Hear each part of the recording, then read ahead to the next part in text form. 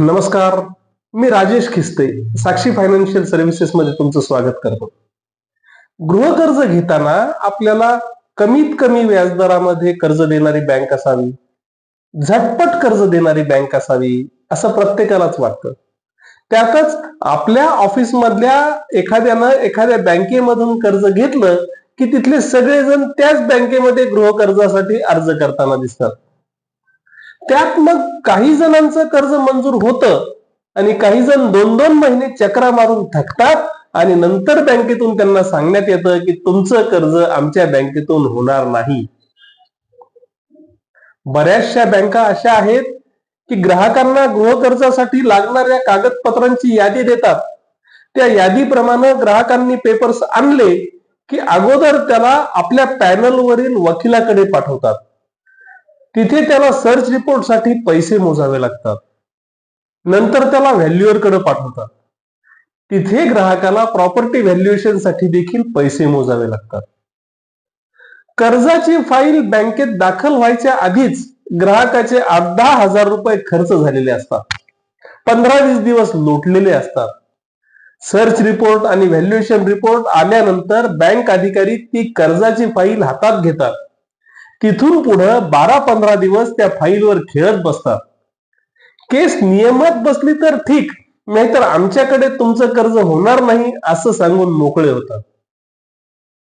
ग्राहक स्वतःच्या घराचं स्वप्न पाहतो. महिनाभर बँकेचे उंबरे झिजवतो. बँकेचा अधिकारी अगदी सहजपणे त्याला कर्जाची फाईल रिजेक्ट झाली म्हणून सांगतो. त्या ग्राहकाचा विचार केला का? तुमच्या यादीप्रमाणे सर्व पेपर्स ग्राहक अगोदरच घेऊन आला होता. त्याचे सगळे पेपर पाहून बँक अधिकाऱ्याला तेव्हाच अंदाज यायला पाहिजे होता की या ग्राहकाला आपण कर्ज देऊ शकतो किंवा नाही देऊ शकत. पण काही बँकांमध्ये ग्राहकांना या त्रासाला सामोरं जावं लागतंय. मोठी बँक, मोठा ब्रँड असं म्हणून ग्राहक या बँकांमध्ये जातात आणि स्वतःची फजिती करून घेतात. काही बँका प्लॉट परचेस लोन देतात, तर काही बँका plot purchase plus plot equity loan देतात, तर काही बँका plot purchase plus plot equity with construction loan देतात. काही बँका फक्त घर बांधकामासाठी कर्ज देतात, तर काही दुकानासाठी देखील कर्ज देतात. काही बँका रजिस्ट्रीच्या 80% कर्ज देतात, तर काही बँका रजिस्ट्री रकमेच्या दुप्पट कर्ज देतात. प्रत्येक बँकेचं गृहकर्जाचं एक आपलं वेगळं वैशिष्ट्य आहे. मागे मी एकदा सांगितलं त्याप्रमाणे प्रत्येक बँकेचा USP वेगळा आहे. त्यामुळं आपली नेमकी गरज काय आहे आणि आपल्या गरजेप्रमाणे आपल्याला कोणती बँक स्वस्त आणि झटपट कर्ज देईल याचा अंदाज ग्राहकांनी घेतला पाहिजे. ग्राहकांना हीच माहिती देण्यासाठी साक्षी फायनान्शियल सर्व्हिसेस आहे.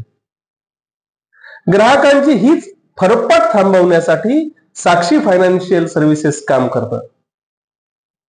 ग्राहकांचे प्रॉपर्टी पेपर्स आम्ही अगोदरच चेक करतो. व्हॅल्युएशनचा अंदाज घेतो. त्याचा क्रेडिट रिपोर्ट तपासतो. प्रॉपर्टीनुसार, व्हॅल्युएशननुसार, क्रेडिट रिपोर्टनुसार कोणती बँक संबंधित ग्राहकाला स्वस्त व्याजदरामध्ये कर्ज देईल, त्वरित कर्ज देईल हे पाहतो आणि त्यानंतरच ग्राहकाची गृहकर्जाची फाईल बँकेमध्ये दाखल करतो. त्यामुळे होतं काय की ग्राहकाचा वेळ वाचतो, पैसा वाचतो आणि मनस्ताप टळतो. यासाठी आम्ही ग्राहकाकडून कुठलेही अतिरिक्त शुल्क आकारत नाही. तेव्हा तुम्ही जर गृहकर्जाच्या शोधात असाल तर साक्षी फायनान्शियल सर्व्हिसेसच्या ऑफिसला नक्की भेट द्या. हा व्हिडिओ आवडला असेल तर जरूर लाईक करा, भरपूर शेअर करा. या व्हिडिओबाबतचं तुमचं मत खाली दिलेल्या कॉमेंट बॉक्समध्ये नोंदवा आणि आमचं चॅनल सबस्क्राईब करायला विसरू नका. धन्यवाद.